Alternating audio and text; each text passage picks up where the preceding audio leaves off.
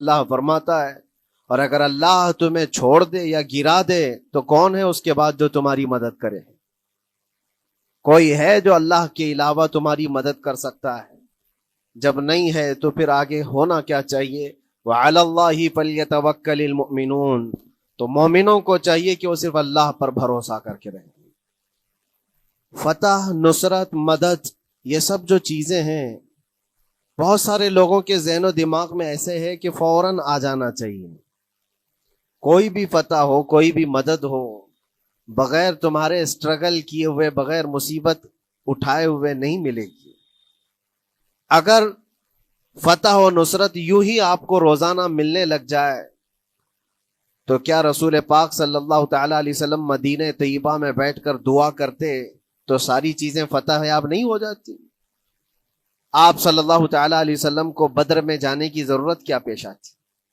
احد میں اپنے 70 جوان صحابہ کی شہادت پیش کرنے کی ضرورت کیا پیش آتی؟ اور اسی طرح سے خیبر ہو کہ حنین ہو کہ طائف ہو، کتنی جنگیں ہیں جس میں اپنی جان کی بازی لگائی صحابہ نے۔ سب سے بڑا معرکہ تو کربلا کا دیکھیں آپ، جہاں پورا کا پورا خاندان شہید ہو گیا ہے۔ تو فتح و نصرت بغیر قربانی کے اور بغیر تکلیف کے ایسی ہی آ جائے، آج کے زمانے میں ہم سوچ کر کے بیٹھے، ایسا نہیں ہوتا۔ اسلام زندہ ہوتا ہے ہر کربلا کے بعد، اور اللہ کی مدد آتی ہے، یہ بھی نہیں ہے کہ نہیں آئے گی۔ کچھ لوگ مایوس ہوتے ہیں، کچھ لوگ نروس ہو جاتے ہیں اور بھاگنے پر مجبور ہوتے ہیں، یہ امتحانات کی گھڑی ہوتی ہے۔ ایک حدیث پاک میں آپ کو بتاتا ہوں، اللہ کے نبی صلی اللہ تعالی علیہ وسلم ارشاد فرماتے ہیں کہ آخر زمانے میں ایک ایسی عظیم جنگ ہوگی ایمان والوں کی اور رومیوں کے درمیان، کفار و مشرکین ہیں اور مسلمین ہیں۔ اس کو ملحمۃ الکبریٰ کہا گیا ہے، قیامت سے قریب ہونے والی یہ سب سے بڑی جنگ ہے۔ اسی سے آپ اندازہ لگائیں، اللہ کے حبیب صلی اللہ علیہ وسلم ارشاد فرماتے ہیں کہ اس میں کفار و مشرکین 80 جھنڈوں کے نیچے آئیں گے، اور ہر جھنڈے کے نیچے 12,000 کی فوج ہوگی، جو تقریباً حساب کرنے پر 9,60,000 کی فوج بن جاتی ہے۔ اگر وہ مومنین سے مقابلہ کرنے کے لیے اتنی بڑی فوج ایک جگہ جمع ہوتی ہے تو پھر اس جنگ کا اندازہ کریں کتنی بڑی۔ اس کو الملحمۃ الکبریٰ کہا گیا ہے اس لیے کہ اس میں گوشت کے چھیتڑے اڑیں گے۔ ملحمہ جو کہا گیا ہے عربی میں کہ گوشت کے ٹکڑے ٹکڑے دیکھے جائیں گے، اس قدر اس میں جانیں جائیں گی۔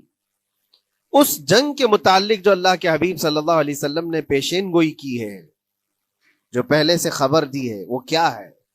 فرمایا کہ پہلا دن جب ہوگا مقابلہ کا تو اس میں مسلمانوں کی جماعت میں تعداد کتنی ہوگی یہ تو نہیں بتایا گیا، کفار و مشرکین کے تو بتایا کہ 80 جھنڈوں کے نیچے آئیں گے، لیکن مسلمان اور مومنین جو لڑ رہے ہیں ان کی تعداد کا کوئی علم نہیں ہے ہمیں، لیکن یہ پتا ہے کہ ان میں سے 1/3 ایک پوری جماعت کا 1/3 حصہ میدان چھوڑ کر بھاگ جائے گا۔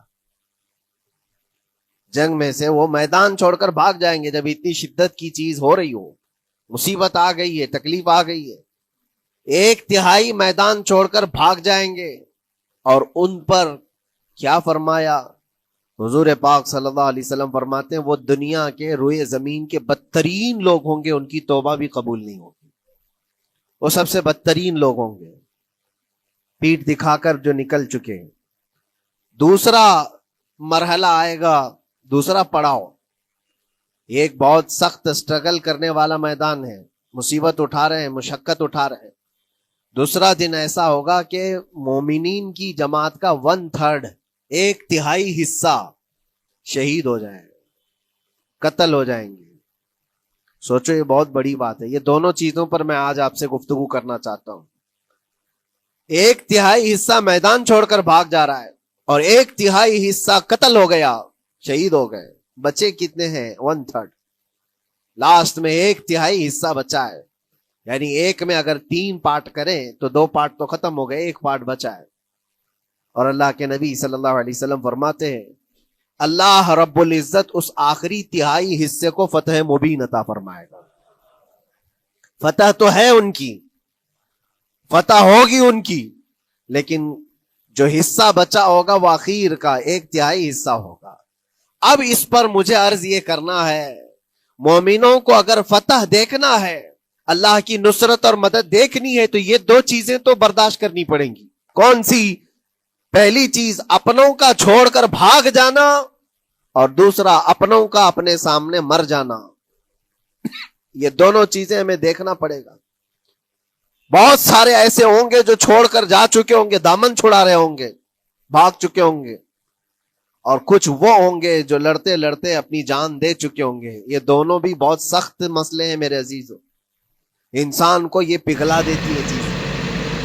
اگر آپ کو ایسا لگے کہ میرے اپنے جاننے والے لوگوں میں سے کچھ لوگ مجھے چھوڑ کر بھاگ جا رہے ہیں، تو یہی انسان ٹوٹ جاتا ہے، اس کے دل کی کیفیت بدلنے لگ جاتی ہے، وہ پھر مایوسی کا شکار ہونے لگتا ہے۔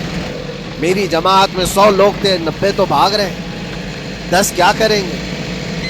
اس کا اندر سے جو عزم تھا، حوصلہ تھا، وہ ڈاواں ڈول ہونے لگ جاتا ہے۔ اپنوں کا چھوڑنا یہ بہت بڑی آزمائش ہوتی ہے، وہ کسی بھی میدان میں آپ دیکھ لیں، کسی بھی میدان میں اپنے لوگ اگر چھوڑ دیتے ہیں تو یہ اس کے لیے آزمائش ہے بہت بڑی۔ اور دوسری آزمائش تو یہ ہے، بچے آدھے تھے، اس میں سے تو آدھے انتقال کر گئے۔ کبھی میرا عزیز دوست، کبھی میرا عزیز مشورہ دینے والا مشیر، کبھی بہت زیادہ مجھے سپورٹ کرنے والا، ایسے لوگ جب انتقال کرنے لگ جائیں تب پھر آدمی پھر ٹوٹ جاتا ہے۔ کچھ تو بھاگ گئے اور کچھ تو قتل ہو گئے، میں کیا کروں؟ میرے عزیزوں، جو آخر میں بچنے والے لوگ جو ہوتے ہیں نا، وہ معمولی نہیں ہیں، وہ اللہ کی ذات پر سب سے زیادہ توکل کرنے والے لوگ، ان کو کوئی چیز ہٹا نہیں سکتی۔